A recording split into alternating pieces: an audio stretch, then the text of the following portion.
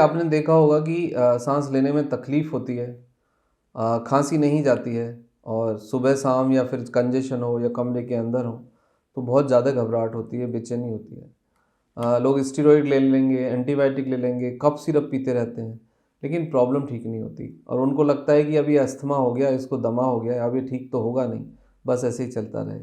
तो यदि आपको सांस लेने में तकलीफ़ है, खांसी नहीं जा रही है, कंजेशन होता है, सांस फूलता है, चेस्ट में पेन होता है, स्वेटिंग भी आती है, तो ज़रूरी नहीं कि आपको अस्थमा हो। आपको ब्रोंकाइटिस हो सकता है, आपको निमोनिया हो सकता है, आपको दूसरा कोई लंग्स का प्रॉब्लम हो सकता है, तो उसको समझने की ज़रूरत है, डायग्नोसिस की ज़रूरत है। तो इस तरह से दवाई मत लीजिए और ये मान के मत बैठिए कि ये ठीक नहीं हो सकता। अस्थमा ठीक भी हो सकता है, रिवर्स भी हो सकता है और उसको कंप्लीटली मैनेज भी किया जा सकता है with the right medicine. But सबसे पहली ज़रूरत ये है कि सही जांच हो। अस्थमा है या नहीं, इसको कोई भी इंसान बगैर सही जांच के नहीं बता सकता।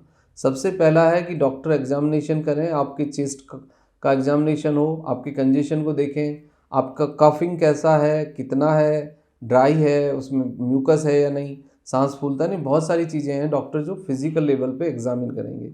यदि उसको क्लियर नहीं होता है, कंफर्म नहीं होता है, तो फिर एक चेस्ट एक्सरे, कुछ केसेस में पीएफटी की ज़रूरत पड़ सकती है, पल्मोनरी फंक्शन टेस्ट, और कुछ एलर्जिक जांचें सीवीसी एंड आईजीई। तो इनसे ये पता लगेगा कि आपको एग्जैक्टली प्रॉब्लम क्या है। कई बार लंग्स की टीबी होती है लेकिन हम उसे अस्थमा मान बैठते हैं। कई बार हमें ब्रोंकाइटिस होता है लेकिन हम उसे अस्थमा मान लेते हैं।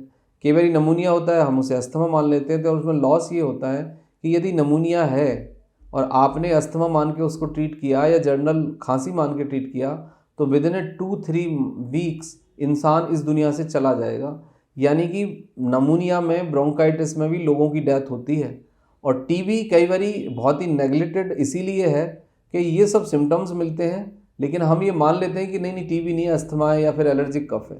इसमें सबसे बड़ा नुकसान ये होता है कि टीबी को हम फर्स्ट लेवल पे पकड़ ही नहीं पाते। जो लंग्स की टीबी है वो बहुत ही नेग्लेक्टेड है और कई साल तक भी कुछ लोगों को टाइम निकल जाता है, लेकिन क्योंकि टीबी से बहुत बड़े चेंज नहीं आते, तो हल्का फुल्का बुखार आता है, खांसी होती है और बॉडी कुछ समय के बाद फिर उसको अडेप्ट भी कर लेती है, तो फिर पता ही नहीं लगता। तो सबसे पहली आवश्यकता ये है कि यदि ऐसा कुछ आपको है तो आप फिजिशियन के पास जाइए, रेस्पिरेटरी फिजिशियन के पास जाइए और जांच कराइए और राइट ट्रीटमेंट लीजिए।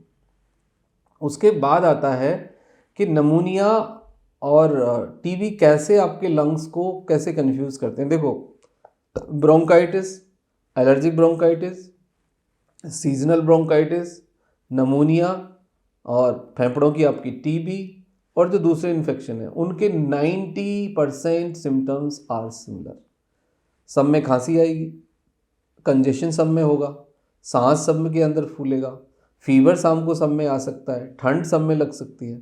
तो जो आपके फेफड़ों में कोई भी प्रॉब्लम है उसके सिम्टम्स लगभग एक जैसे हैं।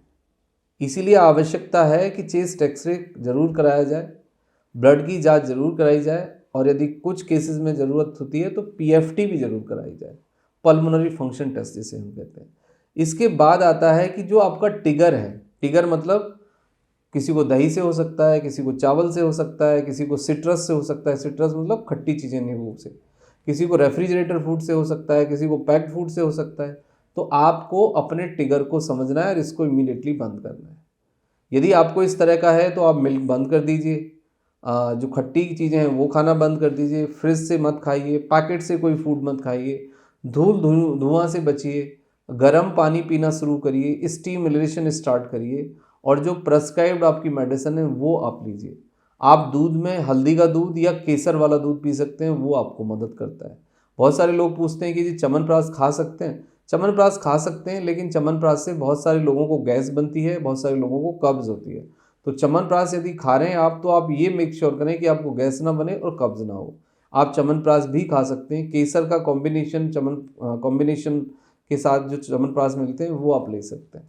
तो उससे कोई नुकसान तो बहुत ज़्यादा नहीं होते, लेकिन कई बार देखा ही जाता है कि मतलब कब्ज़ हो जाता है और पेट खराब हो जाता है, गैस बननी शुरू हो जाती है।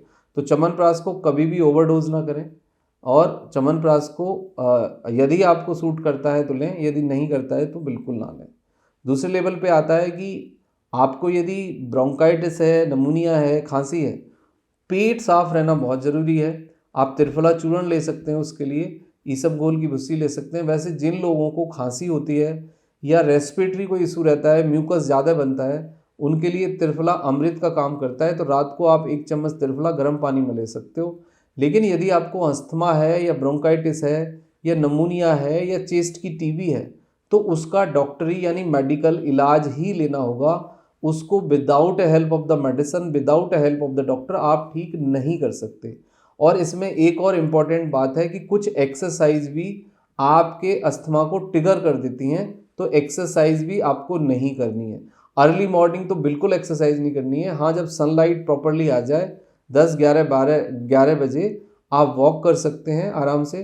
डीप ब्रीदिंग से भी कुछ लोगों को दिक्कत होती है, तो डीप ब्रीदिंग भी इसमें अवॉइड करना है जब तक कि आपके फिजिशियन या डॉक्टर आपको ना बोलें।